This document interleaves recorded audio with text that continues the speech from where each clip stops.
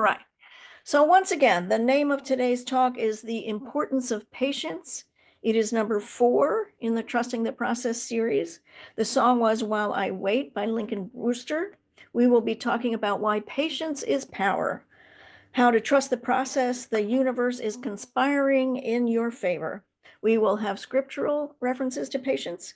We will talk about 12 ways to trust the process, even when it gets tough.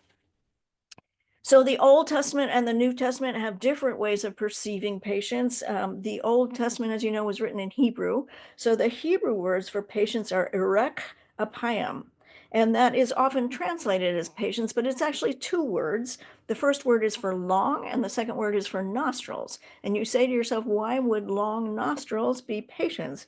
It's because people who are angry breathe quickly and heavily, while people who are patient breathe more deeply and remain calm. So in the New Testament, the word is mikraithema, and that is a Greek word, and it means long soul or long heart. So we want to cultivate patience, and we know that we have to be focusing on the long game, the end game, and not the short win. In order to trust the process, we must have patience. So that's what we're going to be talking about. We're going to start with why patience is our power, the priceless benefits of being patient. This is by Dyer. So this is a Dutch group with a lot of different collaborators. The main person who does the writing has a degree in religious studies. And so he starts off with his story about the Buddha. So the Buddha and his disciples were on a long journey. They had had a very long day. They were exhausted. And so they decided to rest by a lake. And they all set up their belongings and sat down and got ready to have a good night's sleep. And they were very tired. And the Buddha asked the youngest of the disciples to go bring him some water. So the disciple walked all the way back down to the lake, and he went to get some water, but some oxen had just walked through the water, and so the water was muddy. And he said, well, I can't bring this muddy, dirty water to the Buddha. So he went all the way back up, and he said, I'm so sorry, I can't give you that water. It's all dirty. And the Buddha said to him, I really need some water, so please go get me some water. So he went all the way back down, and the water was still muddy. And he got really frustrated, but he came back and he said, the water's muddy. You can't drink it. And so the Buddha waited for a while and they did some other things. And then the Buddha said again, I really need for you to go get some water for us. And so he went down for the 3rd time. He was angry when he went. And by the time he got there, this time the water was crystal clear. And so you have to understand that the lesson was all about the mud. All of that stuff that you can't see through is just temporary, but it all settled down and the water became 100% clear. The monk couldn't force the water to clear. They couldn't speed it up, couldn't make it happen any faster. So the psychiatrist Viktor Frankl said, when we are no longer able to change the situation, we are challenged to change ourselves. And that's in his book, Man's Search for Meaning, that was written all the way back in 1946. So the monk couldn't change the circumstances. The Buddha kept on asking repeatedly for the water. The only thing he could change was his attitude. So if he had had patience, it would have saved the monk from anger and dissatisfaction. The problem with not being patient is that it causes us pain. Those of us who are not patient, it causes us pain and suffering. Dissatisfaction will sometimes be strong enough that it causes us to be angry, and then it affects other people. And so a perfect example of that is road rage. You see all the time that people that go stuck in traffic and they become overwhelmed and they get very bad road rage. So impatience is understanding that you have an unwillingness to live life at the pace that it actually happens. You wish for the universe to bend to our will and do what we want it to do. There's a saying that we have in recovery about I want what I want when I want it. And I'll be talking more about that later. So we have to understand that external circumstances are not up to us. Patience is based on the acceptance of what is. The Oxford Dictionary is the capacity to delay trouble or suffering without getting angry or upset. So the benefits are an absence of dissatisfaction and the ability to make better decisions, as well as your ability to deal with others more friendly and more effectively. So he talks about the 5 benefits of patience. The first is the natural flow. Rushing doesn't help us achieve our goals. Trying to force the process is actually detrimental. So he talks about Wu Wei. I've done some talks on Wu Wei. So Wu Wei is the belief that you should have effortless action, and the whole concept of non-doing to get what you want. He talks about this story about a farmer who had planted seeds, and he gets very, very frustrated because the plants are not coming up. So he waters them, and he keeps on watering them and watering. He ends up killing the plants because he was so impatient that he watered them too much. And so it just leads to ruin, and it backfires. Nature has its own plan, and it moves at its own speed. So Michel de Montaigne wrote an essay, several essays, and in one of the essays he says, the general order of things that takes care of fleas and moles also takes care of man, if they have the same patience that fleas and moles have to leave it alone. So the Taoist view on all this is about going with the flow, swimming effortlessly, or else going against the flow, which requires lots of energy and has low returns. Patience allows us to let nature do the work for us. We need to align our expectation with nature's speed. An example of aligning is creativity. So in any forms of creativity, whether it's painting or writing, or singing or music, you can't force yourself to do it. It's going to come when it's going to come. An artist will actually cramp their own style and make it harder for themselves when they try to force the action. They get what's called writer's block. So sometimes the writer's block happens because they've been trying so hard to force it to happen that it just wouldn't come instead of letting it be. The more we try to get it, the worse it gets. If we leave it alone and we stop trying, the creativity returns spontaneously. So Charles Bukowski wrote a book called So You Want to Be a Writer. And he says, if you have to wait for it to roar out of you, then wait patiently. If it never does roar out of you, do something else. I just love that. So the second benefit is wiser, more rational decisions. Doubt and overthinking versus careful consideration before making important decisions. So doubt is repetitive and it doesn't result in resolution. Careful consideration is when you weigh the options, you consider different possibilities, and you use reason and logic. You have clarity of mind. You don't yet, your emotions take over. You are able to make rational decisions, and it's not based on anger or fear. Making decisions using patience allows us to come from a place of clarity. So the patience is an instrument, he says, of self-control. Practical, straightforward ways to do this is the old wives' tale about sleeping on it. So for any big decisions, they suggest that you sleep on it and don't do it right away. If you have to do it right away, they say count to 10. So those are some practical ways to just put it off for a little while. So patience gives us equanimity. The impatience makes people angry, and they let external circumstances decide how they feel. Patience instead is accepting the circumstances and allowing it to affect our serenity. Equanimity is the mental calmness, composure, and evenness of temper that we are looking for. So the fourth result of being patient is perseverance and success. Perseverance is long-term results, and you need patience for that. Elbert Hubbard said, how many a man has thrown up his hands at a time when a little more effort, just a little more patience would have achieved success. The ability to accept or tolerate delay. So again, another farmer story that he talks about, and this was appalling to me, is that bamboo trees, when you put in the seeds in the ground, they take 5 years. So you have to keep watering it and tilling the soil and all like that. But you won't see anything for 5 years. That's just a ridiculously long time to see nothing. So you see absolutely nothing for 5 years. But after 5 years, they start growing and they start shooting up. So number five benefit of patience is tolerance for others. You cannot control the actions of others or the will of others. Marcus Aurelius says we have no choice which people will appear in our lives, but we can change our attitude towards them. We can let people disturb us, or we can accept their existence and not be bothered by anything that they say or do. When we have patience with people, we neutralize their power to disturb our peace of mind. We also accept their flaws and allow their humanity. In The Hidden Power of Kindness, who was written by a monk, it says, the practice of patience toward one another, the overlooking of one another's defects, and the bearing of one another's burdens is the most elementary condition of all human and social activity in the family, in the professional world and in society. And that's written by Laura Slovicic, who was a monk. So patience increases tolerance towards one another and allows us to listen before we speak and be more empathetic and forgiving and less likely to respond and react in ways that we will later regret. Patience means tolerance, wisdom, strength, and equanimity. Okay, so now you're going to hear some talk from one of my favorite people in the whole world, Wayne Dyer. You hear me talk about Wayne Dyer at all? So Wayne Dyer was having an interview in New York City.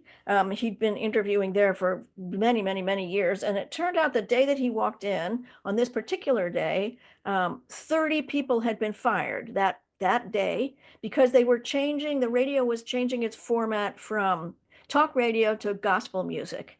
And so everybody was walking around all bent out of shape and upset and depressed. One of them said, I've been here for 22 years and I just lost my job. And Wayne said, congratulations. Within a certain amount of time, you'll be in a place that is much better than where you are now. It's time to change. It's time for you to walk down another street. What would you really like to be doing? What is your dream rather than working here? And it turned out that that person says, I've always wanted to do opera, that after he goes home from work, he starts working on this opera that he's been working on for many, many years. Year and a half later, Wayne met him and he was getting his opera published. So just a wonderful story about that. He says, this intelligence that we think is conspiring against us actually works with us. We have to have infinite patience and trust. The immediate result of your infinite patience is peace. You retreat in peace and let the universe handle all the details. Synchronicity, he talks about. All the seemingly impossible things that happen under what Carl Jung calls synchronicity do so with ease and inexplicable, bizarre twist of faith in which no effort was expended. This happens frequently when we are more aligned with the spirit than with the material world. I got advice about publishing the textbook the year after completing my doctorate, he says. This is what I heard. It's going to be very, very hard. Getting published is impossible. You are unknown. Who would want to publish you? You're just a 30-year-old novice. What would they want to hear what you want to say? He said, I never bought into and I never adopted it's going to be difficult meme. He said he sent out 100 copies of his manuscript. Within a week, he had 99 rejection letters, and he had an offer from a very small firm, publishing firm in New Jersey. He said, I never bought into their logic. I knew instinctively that someone, somewhere, would be interested in what I had to say. I came about it with relative ease. He said he was also talking about getting national publicity for his book. So the first book that he wrote for the general public was in 1976, and it was called Your Erroneous Zones. I know you all know that book. And the experts all complained that it would be next to impossible to get on The Tonight Show, Phil Donahue, or The Today Show. But as it happened, Howard Papish, who was a talent scout, read his book on an airplane one day, and he called him. He brought him in for an interview, and within a week, he was on The Tonight Show. He said he was over the next 3 years, he was on The Tonight Show 37 times. He was also a guest on virtually every other national talk show, and he said it was actually quite easy. I trusted that the universe would provide experiences that match my desires, and it would all work out for my highest good. That's the key right there. The most important point is by staying aligned with this thinking, I had no need to fall back on the tired, old, untrue excuse that it would be difficult. I just love that. So Leo Tolstoy said, the two most powerful warriors are patience and time. John Quincy Adams said, patience and perseverance have a magical effect before which difficulties disappear and obstacles vanish. And Ralph Waldo Emerson said, I adopt the pace of nature. Her secret is patience. I just love that. So we're going to move into scripture. Oh, no, before we do that, I want to talk about 12 ways to trust the process, even when it's tough. So this is by Dr. Mona Kirstein. She also has a quote from Ralph Waldo Emerson, who says, it's not about the destination, it's about the journey. That's a very, very well-known quote of his. She says, putting faith in the process is aligning with life's ebb and flow. Fixating on the end goal blinds us to the wisdom and the growth opportunities that are actually there.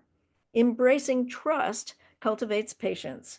So 12 ways to trust the process. I'm just going to go through these real quickly. Number one, focus on what you can control. So we talk all the time about if you're spinning your wheels, trying to do something about something you can't control, you're just causing yourself pain and it doesn't make sense. You need to focus on what you can control. Number two, embrace the growth mindset.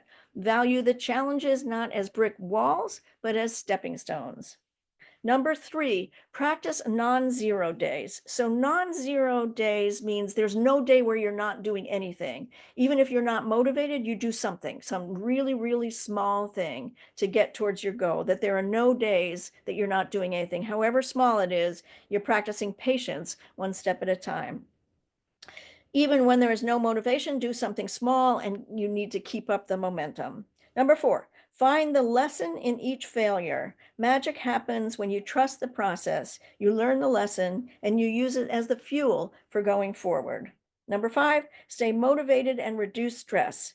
She says that you should hang on to your grounding processes. So everybody else needs to find their own grounding practices: deep breathing, meditation, journaling, a nature walk, and rituals all provide stability. Number six, keep a gratitude journal. You know that I talk about that all the time. She said it needs to be a touchstone in your life, that gratitude journal. Number seven, falling in love with baby steps. Number eight, practice patience and overcome fear. Steady and persistent pace. With patience, you will, quote, I love this quote, grant ourselves the grace to evolve. Number nine, stay connected with your purpose, whether that's being our best selves, showing love and compassion, feeling closer to God, or if there's a specific goal that you're working on, hanging on to that. Number 10, learn from the best. Surround yourself with people whose values you admire and who motivate you to believe in yourself. Number 11, remember that all things take time. And number 12, embracing the journey, trust in every step. All right. So now we're going to go to scripture and we will talk about patience. Romans 12:12, be joyful in hope, patient in affliction, faithful in prayer. Galatians 6:9, let us not become weary in doing good, for at the proper time we will reap a harvest if we do not give up. Romans 5:3, we do also have joy with our troubles, because we know that these troubles produce patience, and patience produces character, and character produces hope. Proverbs 19:11, a person's wisdom yields patience. It is to one's glory to overlook an offense. That's to what we were talking about before, about seeing past people's problems. Ecclesiastes 7:13, patience is better than pride. Psalm 41, I waited patiently for the Lord. He turned to me and he heard my cry. Isaiah 40:31, but they who wait for the Lord shall renew their strength. They shall mount up with wings like eagles. They shall run and not be weary. They shall walk and not faint. Galatians 5:22, but the fruit of the Spirit is love, joy, peace, patience, kindness, goodness, and faithfulness. All right, so here's what I know. Patience has always been a challenge for me. It still is a challenge for me. It's not something I have ever been able to overcome. I am impatient all the time, but it is something I'm very aware of and something I work on all the time. So when I bought my first car when I was 20 something, I actually called her Patience, so that every time I got in her, I thought, okay, patience is what you need. I mean, so we're talking 40 years ago. Patience was the name of my car. And I had that car for a very long time. And I was reminded every single time I got in that car that patience is a virtue and that patience is not something that it's not a one and done. You have to strive towards it every single day. So at that time, I was working at a job and I was going back to school at night, and I was waiting to get into the addiction field. As you all know, I went into the addiction field later in life. And so I had a full-time job while I was in school, and the process was just enormously frustrating. I wanted it to be over already. I wanted to be able to do my job. I wanted to not have to be in school anymore, and I had to practice patience quite a bit. So this, I want what I want when I want it. That's a very common phrase that people in any kind of addiction are familiar with. It's this feeling that I don't want to have to wait. I don't want to have to think about it. I don't want to have to work for it. I just want it. I want it now.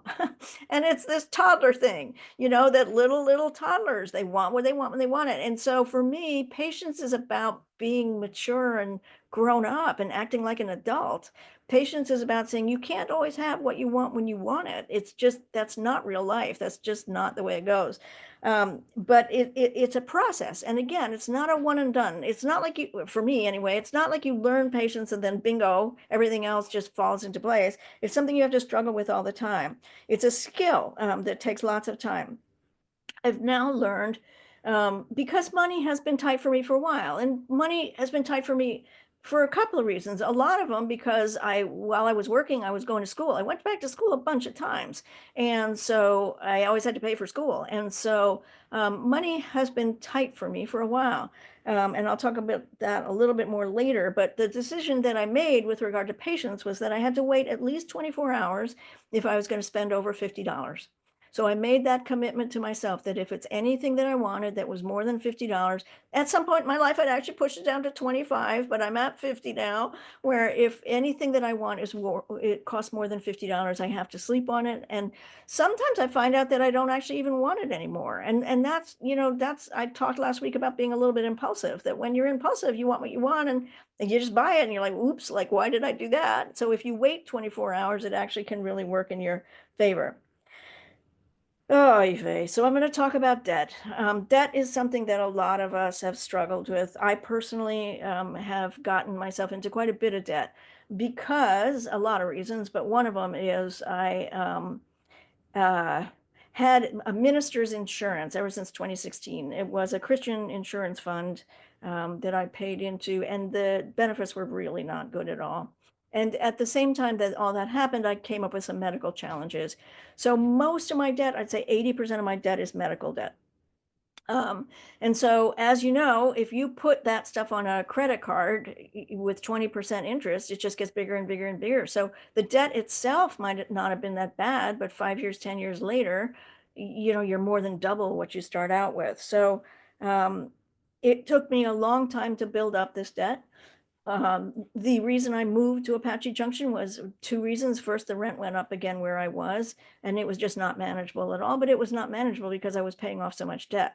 And so the thought was if I come out here, I'd cut my rent in half, which I did, which was just absolutely actually less than half. And I bought my home, so it's mine now. But after I got here, pretty quickly after I got here, I knew that I had to deal with the debt. So I reached out to some debt counselors, and I've now got myself on a debt payment plan. And it took, as I said, a long time to get into debt. It's going to take me 5 years to get out. I'm 2 years into it, so I've got 3 more years. And so part of my paycheck goes to paying off debt. Every single paycheck I get. It's not even like once a month or twice a month. It's like every time you get a paycheck. So for instance, this month there were 3 paychecks. Still, that money goes to the debt people. And it's going to be 5 years when it's to get it paid off. But the reality is, little by little by little, I can look up on the board that they give you and see how the debt is going down and going down and going down, and I can see that it will be over. And when it's over, I'm going to be in really pretty good shape because I make enough money to pay my bills. It's just that I had this horrendous debt that was just getting bigger and bigger and bigger every single day.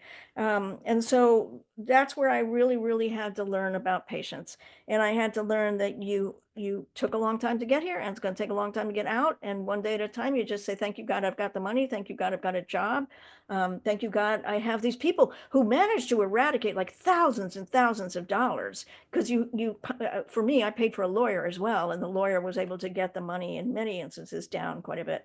So it was worth it for me to pay for a lawyer and pay for this agency that has made all these deals with my debtors. And it's not fun, but it's real. And so that is the patience part. So the long-term goal is retirement, which, as you know, I'm now set the date of 70. I will be turning 67 in January, so I still have 3 more years.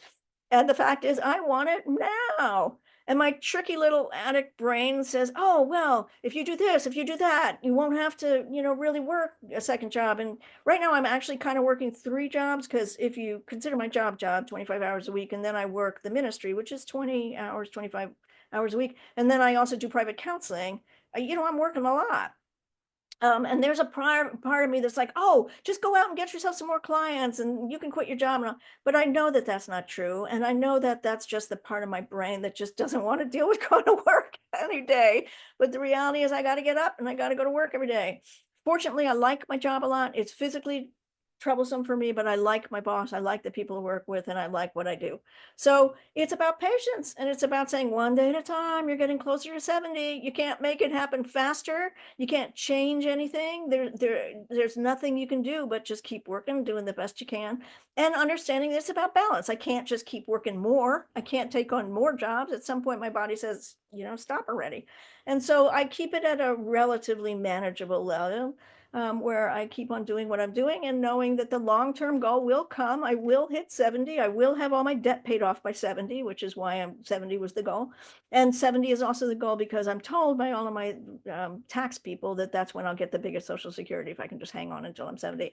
So it's patience, hanging on until I'm 70, hanging on and doing this debt thing and hanging on just one day at a time and going to work.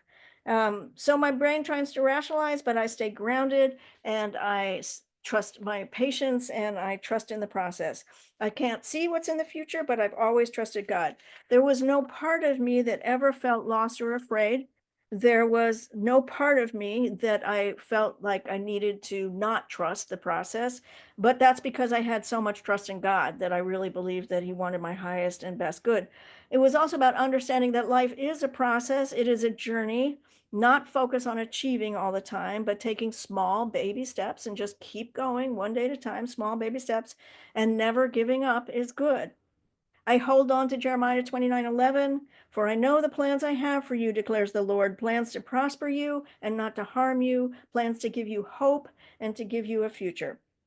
I believe with all of my heart that God only wants my good, and I trust that one step at a time I will get where I am supposed to be because I always have. I love my new home. The little one that I bought to save all this money, it's actually my happy place. I'm happier here than I've ever been. I love my beautiful little home. I never would have planned it for myself. So that's part of this whole trusting thing. I didn't plan this. God did. And so it's all about saying, okay, God, what you got? I will do whatever you tell me to do, and following his will as best as I can. So God knows better than I do what I need and what is right for me. Trusting the process means having patience, waiting for God to give us the right answers exactly when we need them. The more we can let go of our need to control and the more patient we become, the more we can trust the process. The more our lives will be filled with peace and serenity and grace. And so it is. Remember, at all times, the power is in you. It always has been, and it always will be. Thanks very much.